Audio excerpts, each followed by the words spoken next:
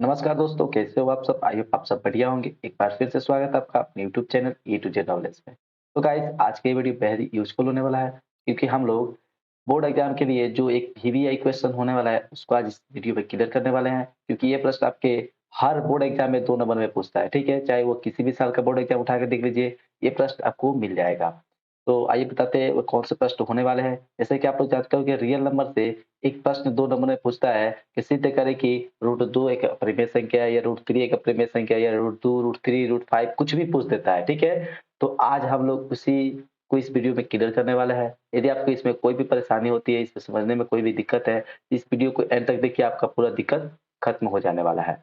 तो रिक्वेस्ट है आपसे, आपसे अनुरोध है कि आप इस वीडियो को केवल एंड तक देखिए।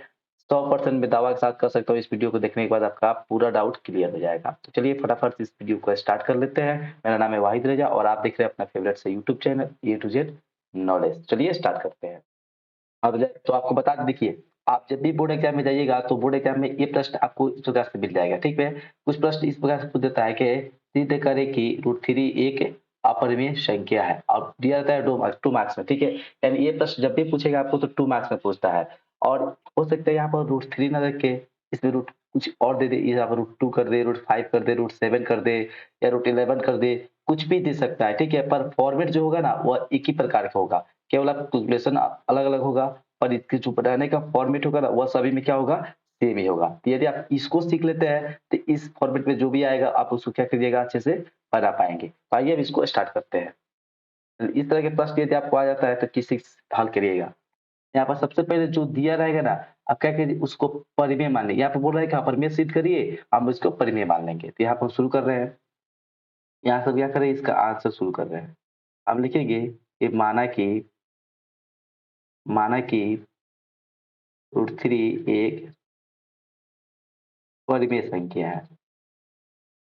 हम क्या मान लिए इसको एक परिमेय संख्या है। ओके, यहाँ तक सबको क्लियर होगा, आई होप। अब देखिए, हम लोग जानते हैं कि कोई भी संख्या यदि परिमेय है तो उस संख्या को हम लोग p/q के रूप में लिख सकते हैं। यानी कि वह संख्या p/q के इक्वल हो जाएगी। क्योंकि हमने यहाँ पर √3 को क्या माना है, परिमेय संख्या, तो √3 क्या हुआ, p/q के इक्वल हो जाएगा। तो यहाँ पर हम उसको लिख सकते हैं इस प्रकार से कि √3 जो होगा वो क्या होगा, तो p/q के क्या हो जाएगा, इक्वल हो जाएगा।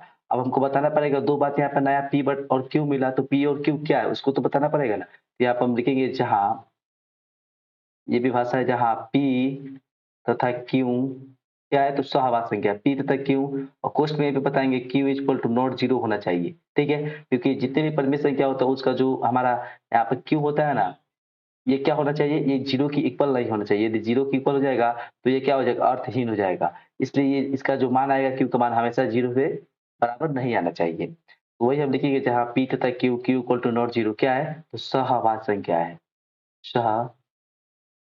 अभाज्य संख्याएँ हैं। ओके? यहाँ तक सबको क्लियर है, इधर से हम घेर देंगे। अब देखिए, यहाँ से कुछ आपको दिख रहा होगा, यदि आप इसके नीचे 1 मान लेते हैं, तो ये हमारा क्या होगा, क्रॉस मल्टीप्लिकेशन होगा, तो क्रॉस मल्टीप्लिकेशन कराइए। तो इधर तो को गुणा कराइए तो क्या हो जाएगा, √3 क्यों हो जाएगा, तो हम वही करते हैं, ठीक है? यहाँ से हम क्या करेंगे, लिख लेंगे √3 क्यों इक्वल टू, इधर p में 1 से गुणा किया तो क्या हो जाएगा, ये हमारा p आ जाएगा। यहाँ तक सबको क्लियर है? हम क्या लिखेंगे, लिखेंगे दोनों तरफ वर्ग करने पर, ठीक है? दोनों तरफ वर्ग करने पर। ओके, दोनों तरफ क्या कर रहे हैं हम, तो वर्क करने जा रहे हैं। देखिए, इधर हम यदि वर्क करेंगे तो √3 का वर्ग तो केवल 3 हो जाएगा और क्यू का वर्ग हो जाएगा क्यू स्क्वायर, यानी कि इधर आ जाएगा हमारा 3 और क्यू स्क्वायर, ठीक है? ओके, इधर हम वर्क करेंगे तो क्या हो जाएगा, हमारा पी स्क्वायर हो जाएगा। अब यहाँ से यदि हम क्यू स्क्वायर का वैल्यू फाइंड आउट करें तो इधर तो पी स्क्वायर है और 3 स्क्वायर, ये 3 यहाँ पे क्या था, गुना में था, ये इधर आके भागा हो गया। यहाँ से हम एक बात निष्कर्ष निकाल सकते हैं कि हम जब पी स्क्वायर में जब 3 से भाग कर रहे हैं तो हमारा क्या आ रहा है, क्यू स्क्वायर आ रहा है। यानी कुल मिला के बात है कि पी स्क्वायर में 3 से भाग लग जा रहा है, तभी तो जाकर क्यू स्क्वायर आ रहा है। यानी हम यहाँ पे एक बात कह सकते हैं कि यहाँ यहाँ पी स्क्वायर जो है ना वह 3 से क्या है, भाज्य है। 3 से भाज्य है, 3 से भाज्य है, ठीक है? पी स्क्वायर क्या है, 3 से भाज्य है। तो जब पी स्क्वायर 3 से भाज्य हो जाएगा तो इसका सीधा-सीधा मतलब है कि पी भी क्या होगा, 3 से भाज्य हो जाएगा। इसलिए हम लिखेंगे अतः अतः पी भी 3 से भाज्य होगा, भाज्य होगा। ठीक है। अब इसको क्या करते हैं, इक्वेशन 1 मान लेते हैं। अब कीजिए, यहाँ तक सबको क्लियर है, कोई बात नहीं है। अब देखिए यहाँ पे यदि 2 रहता तब क्या करते, यहाँ पे 2 लिखते, यहाँ पे 2 लिखते, यहाँ पे 2 रहता, यहाँ पे 2 आ जाते, यहाँ पे 2 आता। केवल हम केवल चेंज कर देते, बाकी सभी फॉर्मेट जो है ना, सभी में यही लागू होगा। ये आप अच्छे से देख लीजिए। अब यहाँ पर समझ सकते हैं। अब क्या करना है, इसके बाद हमें क्या करना है, हम देखेंगे कि जो भी यहाँ पर देखिए, जो पी के नीचे जो रहता है ना, पी के नीचे उसको हमें फिर मानना पड़ता है। तो देखिए यदि यहाँ पर 3 है तो हमें 3R मानना पड़ेगा, यहाँ पर 4 सॉरी यहाँ पर 2 रहता तो 2R मानना पड़ता, यहाँ पर कितना 7 रहता तो 7R मानना पड़ता, 5 रहता तो कितना 5R मानना पड़ता। तो हम फिर लिखेंगे यहाँ पर, लिखेंगे पुनः, क्या लिखेंगे, पुनः माना। पुनः माना क्या मान लेंगे, तो ऊपर वाला P बराबर मानेंगे, क्या P बराबर कितना मानेंगे, जो नीचे दिया उतना मानेंगे। P बराबर 3 है तो 3R मान लेंगे, ठीक है। अब यहाँ पे एक नया चीज R आ गया, इसको बताइए। लिखेंगे जहां R एक पूर्णांक है, R क्या है, तो एक पूर्णांक है। ओके, यहाँ तक पूर्णांक है, यहाँ तक सबको क्लियर है। अब आते हैं, हम इधर आते हैं, इधर से कैलकुलेशन पे आते हैं। यहाँ से ध्यान से देखते जाइए।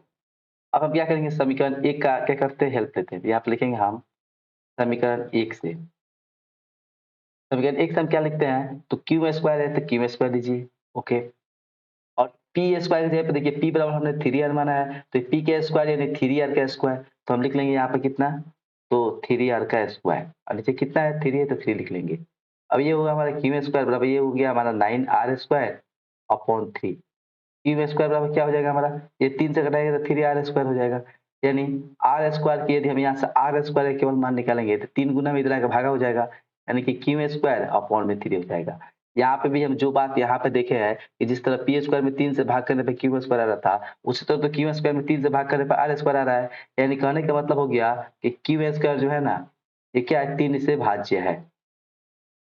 3 से क्या है, तो भाज्य है। पी स्क्वायर जो है क्या है, 3 से भाज्य है। इसका मतलब क्या हुआ, अतः हम कह सकते हैं यदि क्यू स्क्वायर 3 से भाज्य है, इसका मतलब क्या हुआ, केवल क्यू भी क्या होगा, 3 से भाज्य हो जाएगा। अतः क्यू भी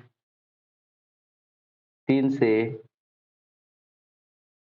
भाज्य होगा, ठीक है। आई होप कि यहाँ तक किसी को कोई प्रॉब्लम नहीं है।